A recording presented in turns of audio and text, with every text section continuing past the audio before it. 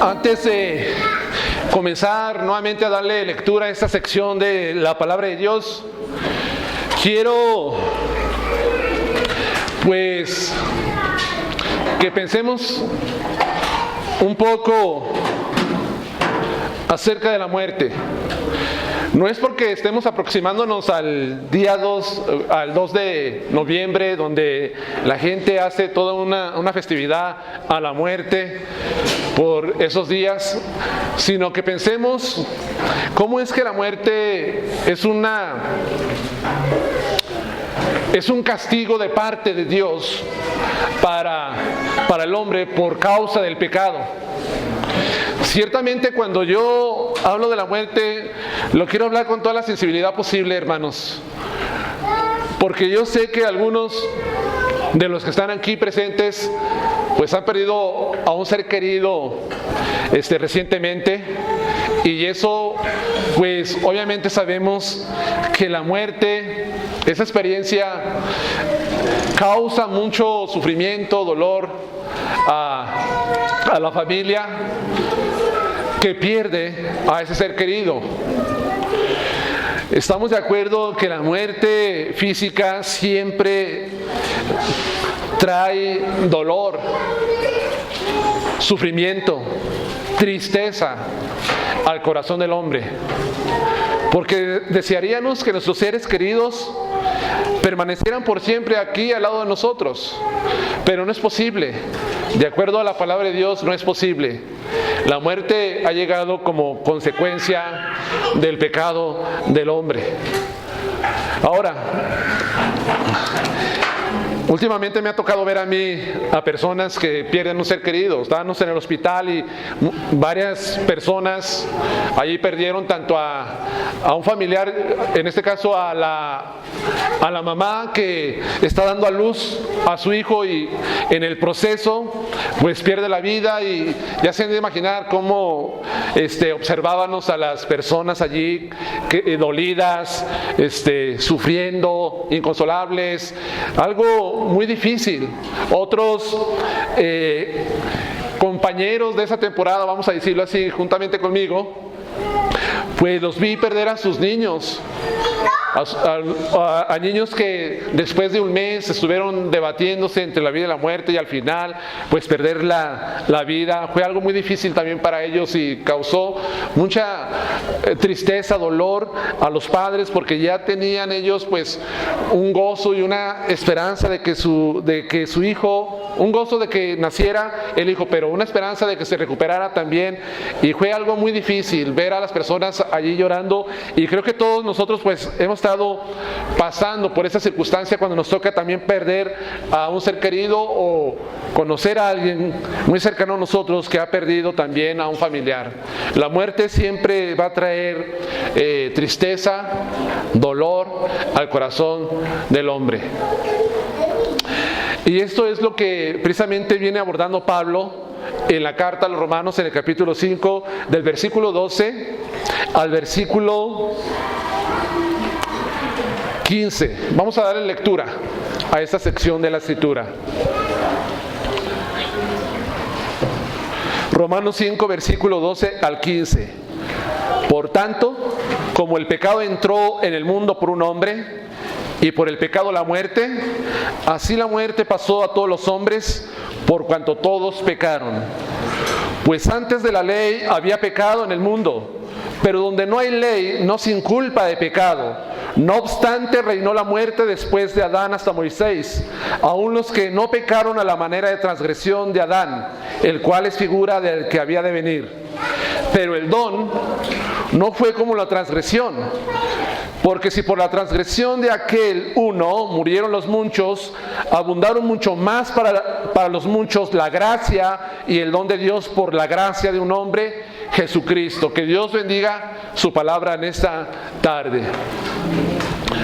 El domingo pasado empezamos a hablar de una forma más detallada sobre estos versículos. Ya nuestro hermano Carlos anteriormente ya nos había dado un panorama general de la doctrina en cuanto a la imputación del pecado en el hombre. Pero ahora estamos entrando para ir casi versículo por versículo, viendo qué es lo que enseña aún más Pablo sobre este tema de el pecado y la muerte en el hombre. Les enseñé primeramente que la entrada del pecado al mundo fue por medio de Adán. El pecado no podía entrar de otra manera si no era a través de esta puerta que es Adán. No podía él hacer su aparición e imponerse de una manera autoritaria sin que el hombre no quisiera que entrara el pecado en este mundo.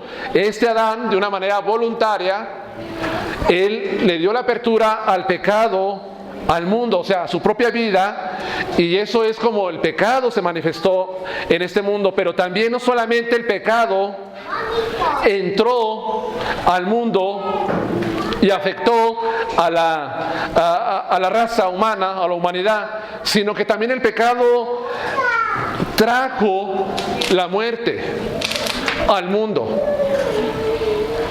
Es el pecado por la cual los hombres mueren en este mundo. Y expliqué acerca de qué es la muerte a la que se refiere. Pues obviamente la muerte física, pero también la muerte espiritual está muy asociada con la muerte física. Y también obviamente fue la muerte eterna que algunos van a tener que sufrir. Vemos también acerca de la muerte universal a todos los hombres en el versículo 12. La muerte es universal a todo el género humano. No hay escapatoria de la muerte. Todos tenemos que morir en algún momento. No sabemos cuándo. Nosotros sabemos el día que nacimos, dónde nacimos y en qué condiciones nacimos también. Pero sin embargo no sabemos el día que vamos a morir, dónde vamos a morir y bajo qué condiciones vamos a morir. La verdad, hermanos, yo sería de aquellos que pensaría, yo no quiero saber cuándo voy a morir, qué condiciones y dónde. Eso lo dejo mejor que esté dentro de la voluntad de Dios, porque sería algo tan aterrador saber que se aproxima mi muerte tal día y que voy a morir de tal forma y en tal lugar. Es algo que no podría soportar, tal vez. Entonces, la muerte vino al mundo por causa del pecado. Y yo quiero que pensemos en esta tarde acerca también de lo que Pablo está enseñando en estos versículos, porque aquí, en esta tarde, hay muchos que no son cristianos, que vienen porque sus papás los traen, y vienen solamente para pasar el tiempo tal vez, o para desarrollar una amistad con alguien, pero no tienen toda la intención de reconocer a Jesucristo como Señor y Salvador de su vida. La muerte es una realidad que nos acecha, y le comentaba el domingo pasado que esa es como un león que está acechando a su presa a todo momento. La muerte va a llegar, no importa si es joven, si es adulto, si es niño. Los niños que apenas están naciendo están muriendo. También los jóvenes mueren. Esto no es ajeno para la juventud. A veces los jóvenes no piensan que van a morir, se creen inmortales, invencibles, de que todo lo saben y se creen superhumanos, que no experimentarán la muerte por este momento. Pero no se confíen, jóvenes, no se confíen, porque si la muerte les llega a ustedes en este momento y si no tienen a Cristo como Señor y Salvador de sus vidas, les aseguro a lo que dice la palabra de Dios, no porque yo lo decida, sino porque la palabra de Dios lo enseña, que van a pasar la eternidad alejados de la presencia de Dios para siempre. Y su condenación va a ser el lago de fuego, que es la muerte segunda. Esto debe de aterrar, esto debe de hacer reflexionar a los jóvenes, que no piensen y que no digan que después pienso sobre este punto. Nadie tiene seguro la vida para el día de mañana, nadie la tiene segura. Había un hombre que dijo: alma, muchos bienes tienes, come, bebe y gózate. Así dijo ese hombre. Y dice que el Señor le dijo: necio, esta noche vienen a pedir tu alma. Y no piensen, jóvenes, así como ese hombre, que están jóvenes, que gócense, diviértanse, coman, beban, etcétera, etcétera, porque a cabo tienen mucha vida por delante. No saben ustedes el día que van a morir. Ni yo lo sé. Así que la Escritura dice que hoy es el tiempo de salvación. Hoy es el día aceptable. Qué triste es saber que estuvieron escuchando el Evangelio, escuchando la palabra de Dios y no se arrepintieron de sus malas obras. Eso es muy triste. Lo que más duele, yo sé que duele para el cristiano cuando muere un ser querido, porque la separación, como decía al principio, pues causa dolor, sufrimiento, tristeza. Pero más dolor hay en nuestro corazón cuando sabemos que nuestros familiares no reconocieron a Cristo como Señor y Salvador y que ya no hay marcha atrás. Una vez muertos, ya no pueden tener la oportunidad de ser alcanzados para salvación. Así que esta vida solamente es una transición hacia la eternidad.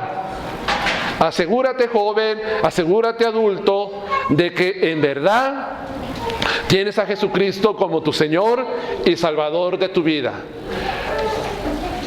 Porque la vida pasa en breve. Es como un pensamiento, dice la Escritura, es como la flor del campo, que nace, crece, sale el sol, se marchita, llega el viento y se la lleva, y terminó todo en este mundo. Ahora, Pablo ha dicho que los hombres mueren por cuanto todos pecaron. Y les quiero hacer un examen rápidamente. ¿Estos todos cuándo pecaron?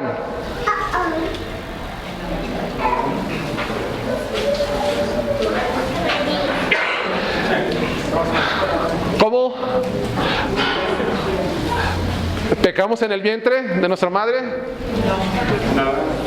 Quiero que pongan mucha atención, hermanos, porque la teología y la enseñanza es muy importante para la base de nuestro entendimiento del hombre, del estudio del hombre. Estos todos pecaron. Recuerde que en aquel acto histórico con Adán, cuando Adán fue tentado a pecado y que Adán pecó, en ese momento Adán a nosotros nos representaba como ese representante, o lo voy a decir, una cabeza representativa federal, nos llevaba en sus lomos nos llevaba, y en ese momento nosotros pecamos, y porque pecamos en ese momento, pues todos morimos. No existe tal verdad de que nosotros morimos porque pecamos personalmente. O sea, nuestros pecados personales nos han llevado a la muerte. Ya enseñé anteriormente que si esto fuera posible, entonces ¿por qué mueren los bebés? Entonces ¿por qué mueren las personas que tienen alguna discapacidad mental, un retraso mental? No se les puede decir a ellos que son pecadores. Los hombres mueren porque pecaron en aquel evento histórico cuando Adán pecó. Esa se puede decir que es lo que Pablo está diciendo, la declaración de Pablo en cuanto a la muerte en el mundo. Ahora, los versículos siguientes, hermanos, Pablo va a dar la razón en las bases por las cuales hace tal afirmación de que los hombres pecaron en Adán y que no nos volvemos pecadores cuando comenzamos a practicar el pecado. Dice el versículo 13: pues antes de la ley había pecado en el mundo, pero donde no hay ley no se inculpa de pecado. Entonces, Pablo va a argumentar o está argumentando la afirmación que hizo en el versículo 12, de que el pecado de Adán es nuestro pecado, porque el pecado de Adán fue imputado a nosotros. Pablo va a exponer y lo va a aclarar. Pero fíjese lo que dice el versículo 13. Pues antes de la ley había pecado en el mundo. Ahora, antes de la ley, ¿cuándo viene la ley de Dios al pueblo? Vino con Moisés. Y esa ley fue dada en el monte Sinaí. Recuerden que allí viene la ley de Dios con Moisés. Antes de Moisés no había una ley como tal, o sea, escrita de esa forma, concreta, escrita en tablas de piedra. No había. Entonces, Pablo está diciendo que antes de esa ley había pecado en el mundo. Esto, hermanos, significa pues que los hombres no se volvieron pecadores por haber quebrantado la ley de Moisés. ¿Verdad que no? La ley de Moisés fue dada, pues, le repito, en el monte Sinaí, y la ley de Moisés contiene los 10 mandamientos de Dios para el pueblo. Ahora,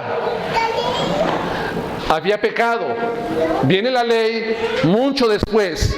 Mi pregunta es, y que le puede ser a Pablo, ¿por qué o cuál es el propósito de que dio la ley Dios en el monte Sinaí a Moisés si ya había pecado en el mundo?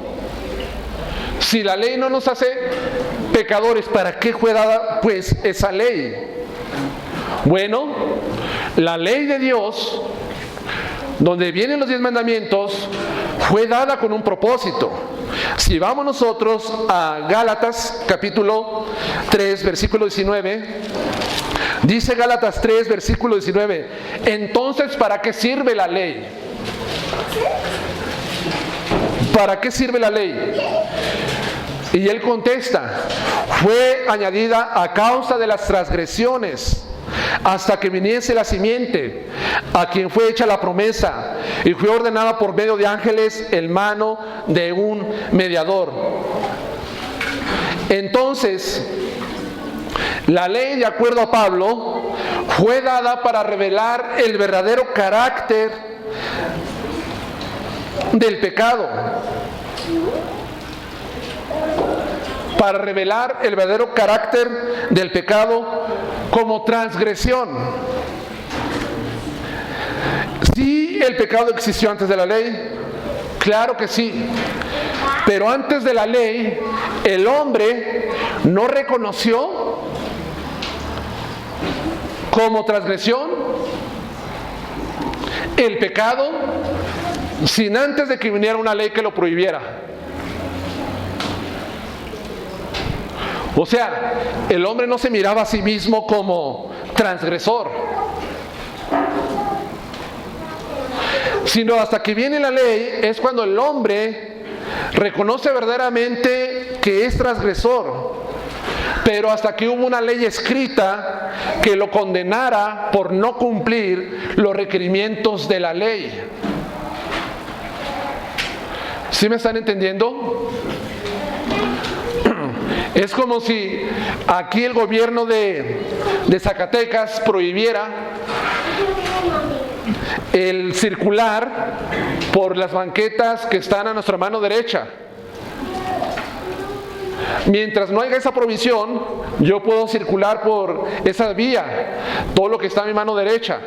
Pero si el gobierno dice, no puedes circular por las banquetas que están a tu mano derecha, entonces, si yo sigo caminando, me hago transgresor de esa ley. Pero mientras no hay una ley así, yo puedo hacerlo, no me veo como transgresor.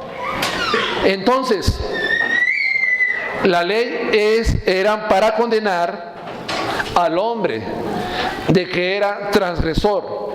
De hecho, Romanos capítulo 3, versículo 25 dice que la ley tiene el propósito también de mostrarnos a nosotros el pecado, de que somos pecadores. La ley no nos hace pecadores, la ley solamente nos demuestra que somos pecadores, porque dice 3:20, ya que por las obras de la ley ningún ser humano será justificado delante de él, porque por medio de la ley es el conocimiento del pecado. Dice que por medio de la ley es el conocimiento del pecado. Y aún Romanos capítulo 7, versículo 7, sigue Pablo enseñando que la ley es para que nosotros nos reconozcamos transgresores. Dice el versículo 7, Romanos 7:7, ¿qué diremos pues? ¿La ley es pecado? En ninguna manera. Pero yo no conocí, dice, yo no conocí el pecado sino por la ley.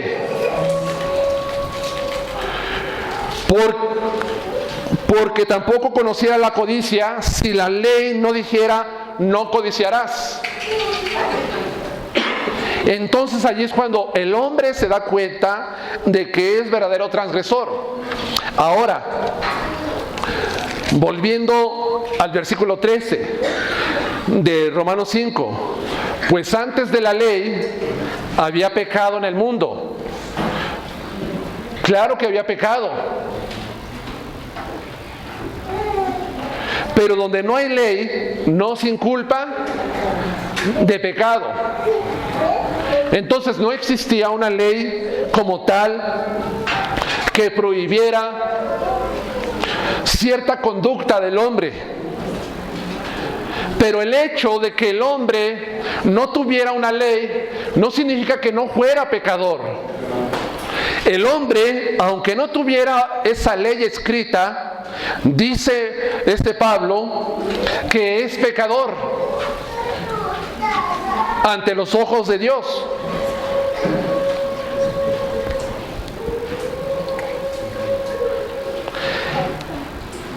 Entonces, ¿por qué si no existe una ley escrita, el hombre es considerado como pecador? Si la ley de Moisés no fue la que se quebrantó y que trajo la muerte, entonces esto presupone que debió de existir otro tipo de ley que se violó y trajo como consecuencia la muerte.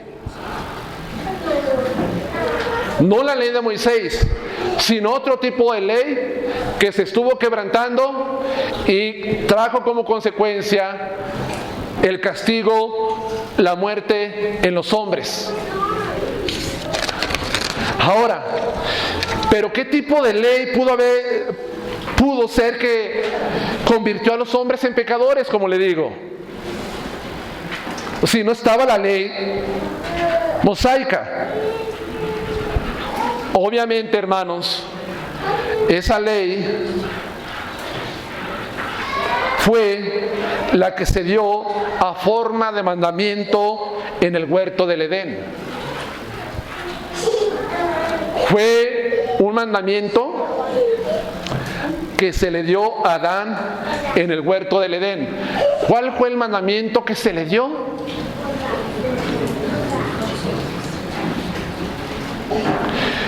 Se le dijo que de todos los árboles frutales puede comer que hay en el huerto, mas de uno no comerá. Se tenía que abstener solamente de un fruto, y es el fruto del árbol del conocimiento del bien y del mal. En Génesis 2:17 lo dice. Ese es un mandamiento, una clase de ley que se le dio a ese Adán. Entonces, como se le dio esa clase de mandamiento, esto hace entendible lo que Pablo dice en el versículo 12, por cuanto todos pecaron. Los hombres pecaron y se volvieron transgresores no por quebrantar la ley de Moisés, sino más bien porque quebrantaron juntamente con Adán esa ley a forma de mandamiento en ese momento cuando Adán pecó. Esto derriba, hermanos, esa postura teológica de que todos los hombres mueren porque se convierten pecadores practicantes. Y Pablo hace la afirmación, argumenta que todos pecaron porque se violó esa ley a forma de mandamiento. Ahora, nosotros vemos en el versículo 14 el reino universal de la muerte. Es universal. O sea, la muerte no solamente fue para unos cuantos. La muerte alcanzó a todos los hombres, por cuanto todos pecaron, dice la palabra de Dios. Pablo deja en claro que la muerte, que el reino de la muerte en todos los hombres, desde Adán a Moisés, está presente. La muerte siempre fue la experiencia común de todos aquellos hombres antes de la ley. Y también sigue siendo esa experiencia común en nosotros después de la ley. En ese periodo intermedio donde no hubo una ley concreta, escrita de parte de Dios, los hombres murieron. La muerte reinó. La muerte reinó. Entonces, ¿qué significa eso? De que aún aquellos que no tuvieron una ley murieron porque la muerte reinó, aún en aquellos que no pecaron en forma de transgresión de Adán. ¿Qué significa que no pecaron en forma de transgresión de Adán? A Adán se le dio un mandamiento único, Carlos. Un solo mandamiento. Y fue tentado, fue sometido a tentación para desobedecer ese mandamiento. Solo una vez. Una vez que Adán cae en el pecado, desobedece ese mandamiento, esa ley a forma de mandamiento, ¿qué pasa? Adán es expulsado del huerto del Edén. Eso dice la palabra de Dios. Y una vez que este Adán fue expulsado del huerto del Edén, no vemos que Adán vuelve a regresar para ser tentado nuevamente. No, fue expulsado, fue sacado. Esa tentación que Adán experimentó y ese pecado solamente fue una vez y para siempre. Y fue tentado, pues, ya saben ustedes, con lo referente al árbol del conocimiento del bien y del mal. Y fue expulsado. Ahora, obviamente nosotros los hombres no podemos entrar o no entramos, o sus descendientes, para ser tentados dentro del huerto del Edén, para convertirse en transgresores. No. A lo que se refiere, pues, es que no fuimos tentados en esa forma de estar allí en el huerto, sino que Adán lo hizo una sola vez, nos representó y nosotros nos volvimos pecadores por ese pecado de Adán. Entonces la pregunta sería, ¿por qué murieron? Bueno, pues la única respuesta, hermanos, como lo he dicho, es por el pecado de Adán. El pecado de Adán fue imputado a todos los hombres. Fue transferido ese pecado. Y es por eso que todos los hombres, sin excepción de nadie, todos mueren. Hasta los reyes mueren. Acaba de morir la reina de Inglaterra, Isabel II. A ellos les llega también. A la gente más adinerada les toca. Más popular, todos mueren. Porque ese pecado fue imputado. ¿Y cómo sabemos con más claridad de que fue imputado? Porque el versículo 17 dice, pues si por la transgresión de uno solo reinó la muerte, si por la transgresión de uno solo reinó la muerte, nos habla pues que ese pecado se imputa, y como se imputa también morimos nosotros. Morimos en Adán. Ahora, se usa esa palabra de imputar. Pero ¿qué queremos decir con esa palabra? Básicamente esta palabra es, o este término técnico, o esta enseñanza, la podemos entender así cuando entendemos que la palabra imputar es atribuirle o adjudicarle a una persona alguna cosa buena o mala. Cuando se le adjudica a una persona alguna cosa buena o mala, esa es la imputación. Se le transfiere prácticamente a otra persona. Ahora, en las Escrituras, en la Biblia encontramos 3 clases de imputación, ¿verdad? 3 clases de imputación. La primera imputación que nosotros encontramos en la Biblia es la imputación pues del pecado de Adán a toda la humanidad, excepto ¿a quién? A Cristo.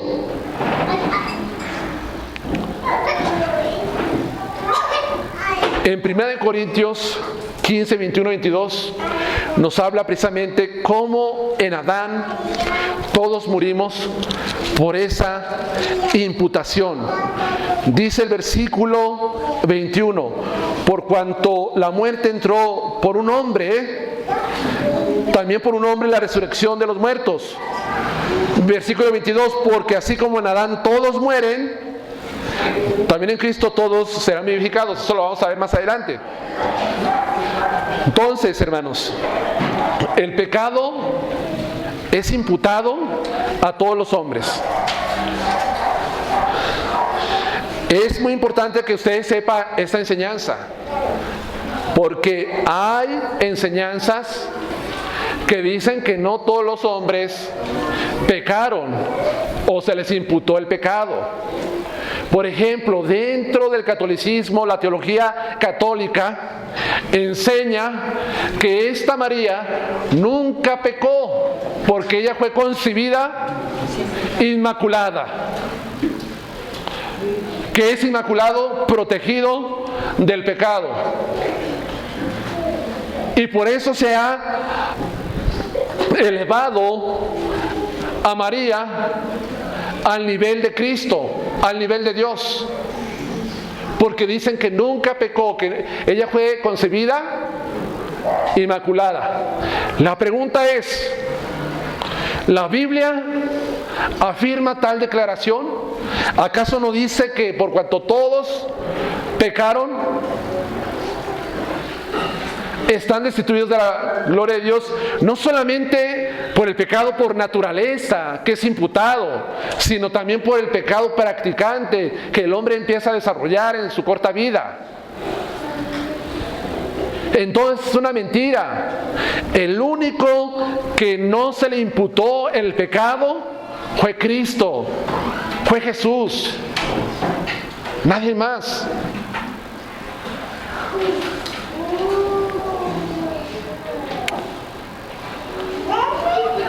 Esto pues, hermanos, incluye no solamente a María, sino también a los santos del Antiguo Testamento. Enoc, Noé, Abraham, Jacob, Isaac, Jacob, sus 12 hijos, Moisés, los profetas, todos ellos. Por eso ellos siempre estaban en vísperas de un Salvador que los salvara, que los redimiera de esa condición caída en la cual se encontraban. Entonces esa es la primera imputación que nosotros vemos en la Escritura. La otra imputación que encontramos es la imputación que se hacen de nuestros pecados a Cristo. Vemos que Cristo es el sustituto del pecador. ¿Verdad que sí? En Gálatas 3 nos enseña que Cristo se convirtió en maldición. Esto es lo que enseña la Escritura. En el versículo 13, Cristo nos redimió de la maldición de la ley. Hecho por nosotros en nuestro lugar maldición. Porque escrito está: maldito todo aquel que es colgado en un madero. Entonces, nuestros pecados de los creyentes son transferidos a Cristo, a Jesús. Pero Jesús no se convierte en pecador. Solamente se transfiere de una forma judicial para que Él pague por la culpa de nuestros pecados. En ese sentido. Ahora, vemos no solamente esa imputación, sino vemos la imputación de la justicia de Cristo al creyente. Así como en Adán se nos imputa el pecado, también en Cristo nosotros recibimos esa justicia de Jesús a nuestras vidas. Se hace esa transferencia. Dice la Escritura en 2 Corintios capítulo 5 versículo 21 que Cristo tomó nuestro lugar, que Jesús se hizo pecado. Eso después lo vamos a enseñar más, yo creo más adelante, esa doctrina. No quiero estar mucho tiempo en esto, pero dice: al que no conoció pecado, por nosotros lo hizo pecado, para que nosotros fuésemos hecho justicia de Dios en él. La justicia de Cristo también es transferible a nosotros. Es por eso que nosotros somos declarados justos.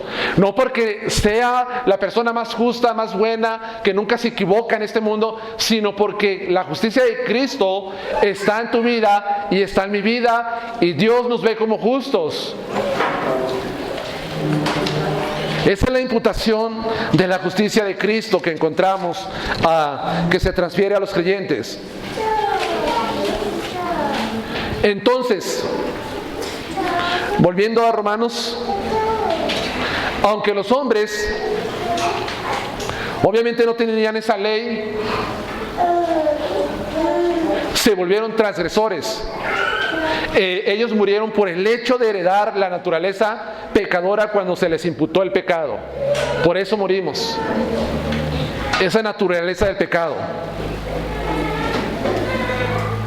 Entonces, cuando muere la gente, nos debe recordar esta verdad: la muerte física y espiritual es el castigo por el pecado imputado de Adán a su descendencia. Morimos por eso, no hay otra explicación. Quizás alguien va a tener otra explicación aparte de la Biblia, pero carece de sentido. La única explicación confiable es lo que Dios ha revelado aquí en su palabra, no más. Esa es la explicación que nosotros debemos de aceptar. Ahora, es cierto, hermanos, que la muerte reinó pues desde Adán hasta Moisés. Aún aquellos que no pecaron a forma de transgresión de Adán. Pero yo quiero que veamos que para la muerte, tanto física como espiritual, hay una solución. Y la solución a la desesperada situación del hombre ante la muerte la encontramos en el mismo Dios. El hombre está en una situación desesperada.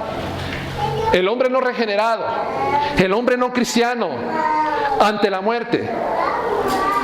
Fíjese, le voy a leer un poco de lo que dice un artículo en cuanto a la muerte. Los hombres buscan escapar de la muerte buscando todas las maneras posibles, porque saben que es una realidad que vamos a pasar. Un artículo dice que en 17 años vamos a alcanzar la inmortalidad, según los científicos. Dice que en 17 años vamos a alcanzar la inmortalidad, según los científicos. Los estudios y experimentos científicos siguen ayudándonos a evitar ese desagradable inconveniente llamado muerte. Fíjese cómo lo llaman, ese desagradable inconveniente llamado muerte. Muchas luminarias e investigadores se han dedicado a esta investigación, a menudo financiado generosamente por viejos multimillonarios que temen morir.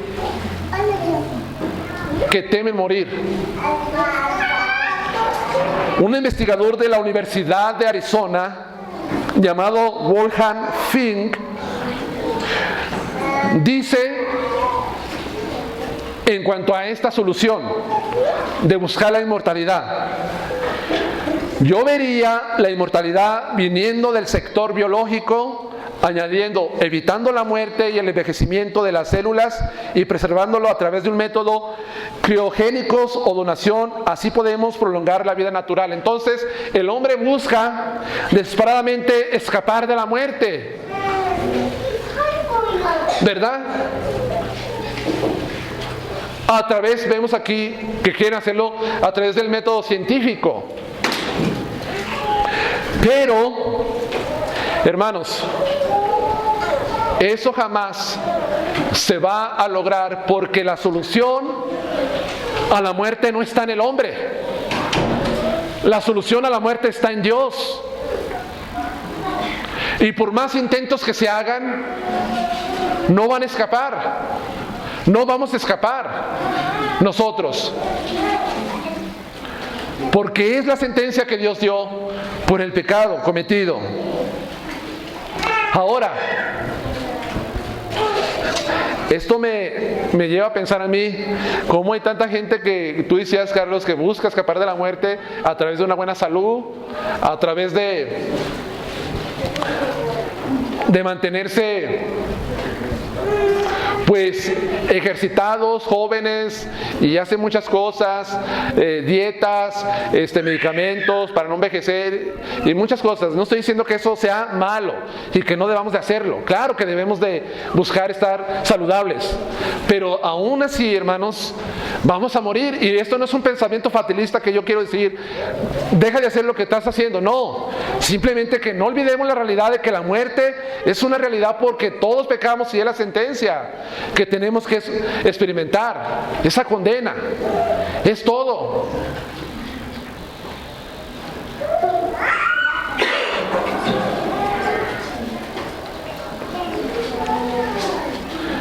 Ahora,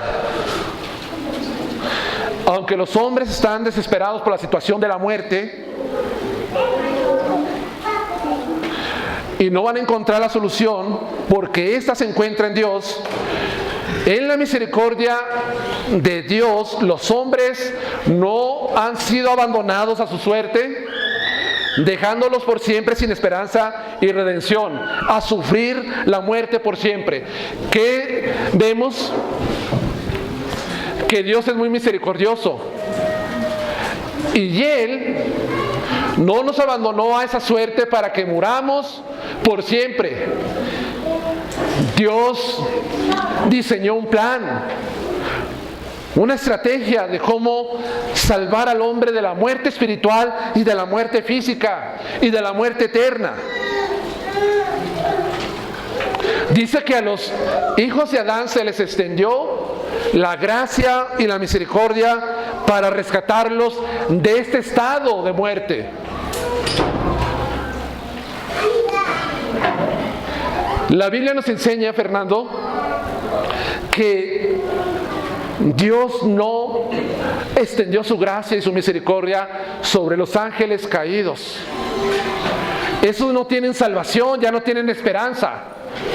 Pero sin embargo nosotros, los hijos de Adán, tenemos esa esperanza que nace de la misericordia y de la gracia de Dios.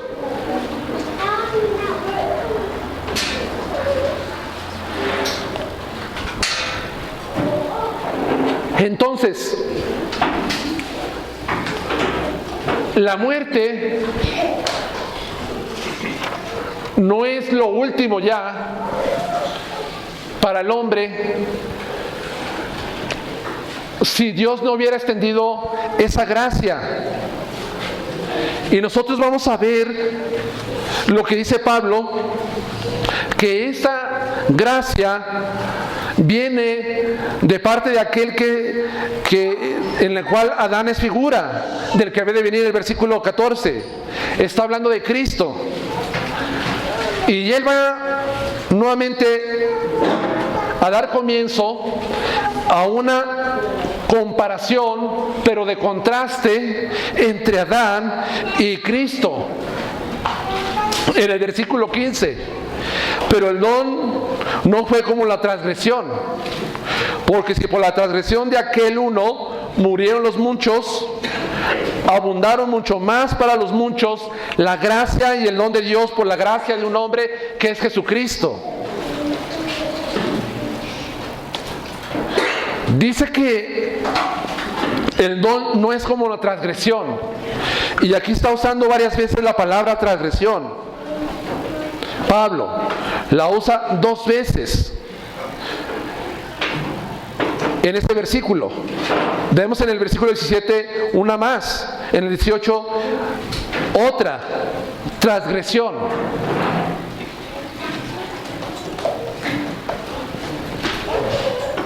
¿Por qué no es igual como la transgresión?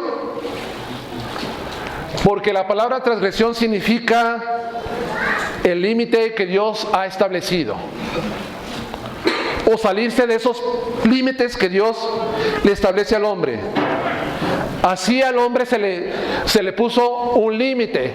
¿Cuál fue el límite que se le puso al hombre en el huerto del Edén?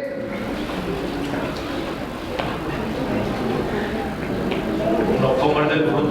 Fue un límite en cuanto a la alimentación, como dice Armando. O sea, él podía comer de todo, pero había un límite. ¿Cuál era? Que no comiera de ese árbol en especial, de ese árbol del conocimiento del bien y del mal. Entonces, traspasar ese límite es lo que trajo la transgresión y la muerte a muchos, según este versículo.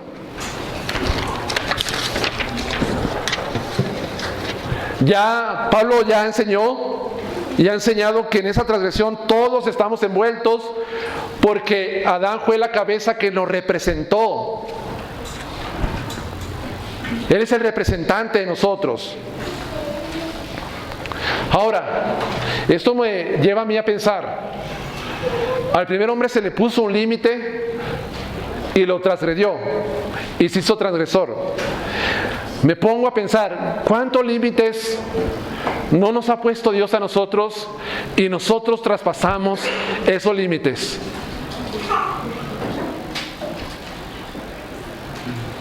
Dios dice, claro, puedes tener dinero, ¿verdad? Tienes la libertad de tener dinero, pero ¿dónde está el límite? Que se convierte el hombre ahora en transgresor, el amor al dinero. Cuando tiene amor hacia el dinero, esa persona que trabaja incansablemente por hacer dinero, y a veces dicen que no es amor al dinero, yo digo, trabajan hasta 12 horas, 14 horas.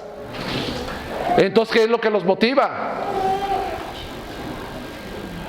Y es triste que mucha gente invierte su salud para ganar dinero y después invierte su dinero para recuperar su salud. Qué terrible es eso.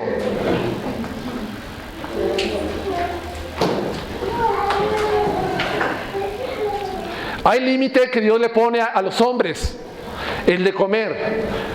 ¿Tenemos la libertad de comer? Claro que sí. ¿Dónde está el límite? Dice nuestra hermana, en la glotonería, en comer de más. Y la persona se hace glotona. Pero ¿cómo se sabe cuando es glotón? Cuando ya le causa un problema estomacal. Allí es cuando ya pasó el límite. Hay algunos hermanos y hermanas que pueden comer mucho y pues su cuerpo eso lo requiere y con eso están satisfechos, no hay ningún problema. Pero cuando ya les causa un dolor estomacal, les causa problemas físicos, entonces allí ya están traspasando ese límite que Dios pone. Hay límite para los jóvenes. Dios puso en el hombre y en la mujer el impulso sexual. Lo puso el Señor. Pero ¿dónde está? ¿Cuál es el límite? Más bien, donde se debe llevar a cabo ese impulso, se debe manifestar o desarrollarse dentro del marco del matrimonio. Allí está el límite. Hasta el matrimonio. Fuera del matrimonio está sobrepasando los límites y se está convirtiendo en un transgresor a la ley de Dios, a los parámetros que Él establece. Hay muchos límites que nosotros traspasamos y eso los hace transgresores. A Adán se le puso un límite y lo traspasó. Ahora, si en Adán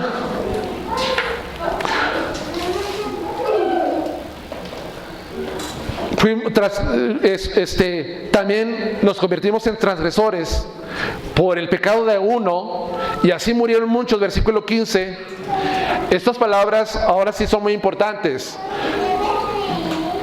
Abundaron mucho más para los muchos la gracia de Dios por la gracia de un hombre, Jesucristo. Si en Adán morimos por causa del pecado que nos es imputado, en Cristo somos justificados por esa justicia también que nos es imputada. Esa gracia que se refiere aquí, la gracia de Cristo, no es más que la justicia de Cristo al creyente.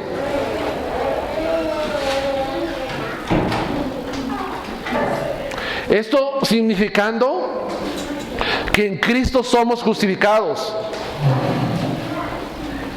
del pecado que nos ha separado de Dios y como consecuencia que nos ha llevado a la muerte.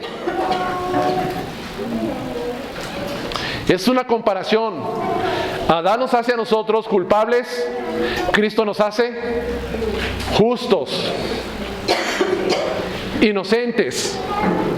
Ahora esa justicia, esa gracia de Cristo, ¿cómo la conseguimos? No es por las buenas obras, sino que dice el versículo 15 que es un don de Dios. ¿Qué es un don? Es un regalo de Dios para nosotros. Y dice Efesios 2, versículo 8 y 9, por gracia sois salvos, no por obras, para que nadie se gloríe, pues es un don de Dios. Es un regalo de Dios que Él nos ofrece, que Él nos da la salvación, no por las buenas obras del hombre, sino a través de Jesucristo, Hijo de Dios. Esa justicia puede ser transferida e imputada al creyente como puros regalos de parte de Dios, sin que nosotros hiciéramos nada. Todo lo hace Dios por su gracia.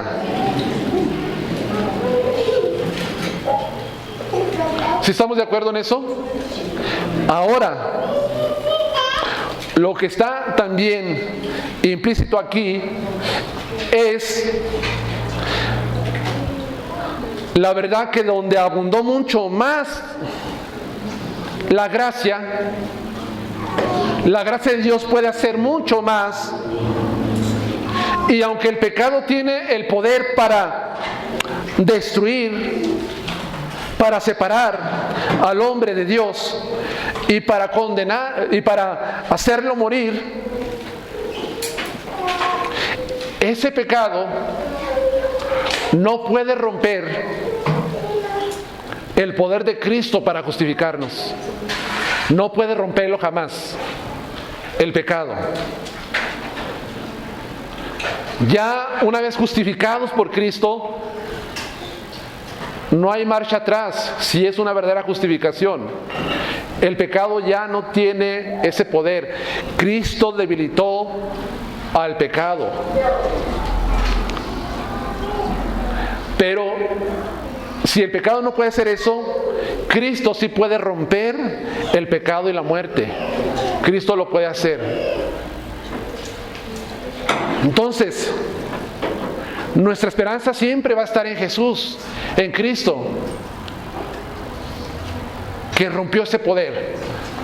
Una vez más que nosotros estamos en Cristo, ya el poder del pecado disminuye. ¿Por qué? Por el poder de Cristo. Así es, hermana. Entonces hay hermanos que dicen: no puedo con este pecado, me trae agobiado, no me deja en paz, por más que lucho no puedo. ¿Cómo que no puede si Cristo puede romper el poder del pecado?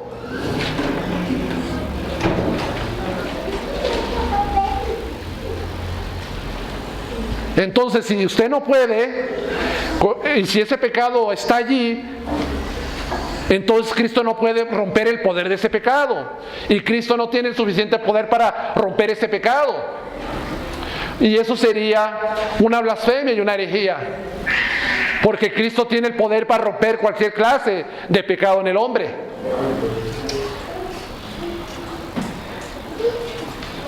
Tiene el poder para poder romper el poder de la muerte. Por eso Cristo, cuando estuvo en su ministerio terrenal, ¿qué hizo? Él pudo levantar a la hija al hijo de la viuda, decirle: levántate. Pudo levantar a la hija de Jairo, levántate. Pudo levantar a Lázaro también. Después de 4 días en la tumba, le dijo: levántate. ¿Por qué? Porque Cristo tiene el poder para romper el dominio de la muerte.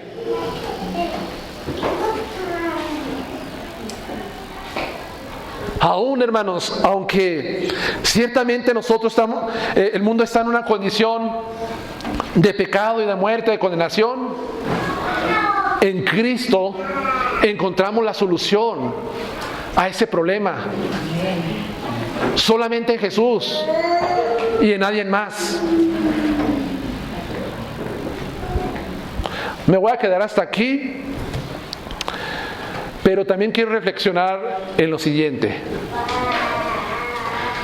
cómo tus decisiones, la decisión de Adán, afectó drásticamente a la humanidad, a toda su descendencia, ¿verdad?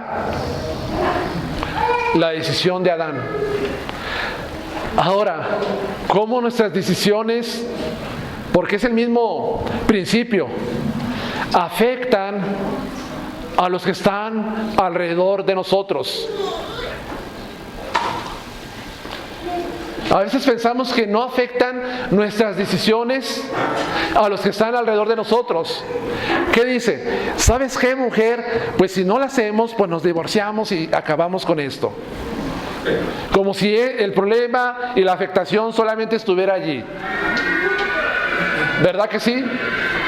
Pero no se dan cuenta que esa decisión que toman, ¿cómo va a afectar a toda? Bueno, va a sus hijos, a su descendencia. Los va a afectar para mal. Siempre hay una afectación. Entonces es muy ligero cuando se dice: pues nos divorciamos, a cabo no pasa nada. Claro que sí pasa. Afecta a tus hijos. Y quizás ese también va a afectar a los hijos de tus hijos. Y así pasa. Como también, hermanos, decisiones como, no, pues, yo decido no echarle ganas, aunque es una palabra que no le gusta al hermano Josué, echarle ganas, pero yo decido no echarle ganas en el Evangelio. Ay, tú mujer, si quieres leer la Biblia, si quieres orar y si quieres ver a la iglesia, yo aquí me quedo en la casa. O tú, hombre, tú ve a la iglesia y yo me quedo en la casa, y tú enfócate en las cosas de Dios y todo esto de la religión. Todo eso afecta. David, nos enseñaste hacia atrás un estudio que diste con los jóvenes y los papás acerca de dos hombres que habían sido una buena influencia para sus hijos. Y uno de ellos era Jonathan Edwards. ¿Sí recuerdas? Cómo su piedad y sus decisiones piadosas afectaron a toda su posteridad. Y este hombre dio, entre sus descendientes había muchos pastores, misioneros y hijas que se casaron con pastores y misioneros. Había abogados y creo que hasta presidentes. Uno de ellos más o menos, no sé exactamente, pero cómo el decidirse en vivir glorificando a Dios, siendo obediente a Él, trajo mucha bendición a su descendencia. No obstante, otro hombre que se decidió ser un patán, ser un impío, incrédulo, delincuente, no sé, y entre su descendencia hubo secuestradores, hubo asesinos, hubo de lo peor. ¿Cómo es que nuestras decisiones también afectan a los demás?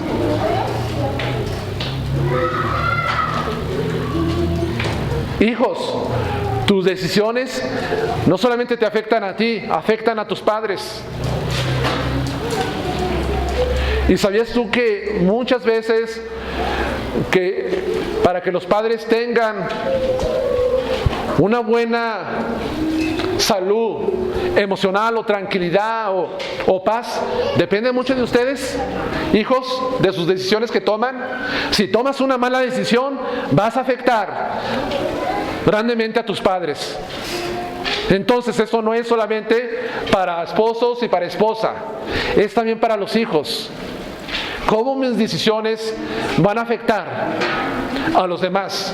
Y aún, aunque todavía no esté casado y no tenga hijos, ¿cómo lo que yo decido hoy puede afectar a aquellos que me van a hacer después, a mi descendencia?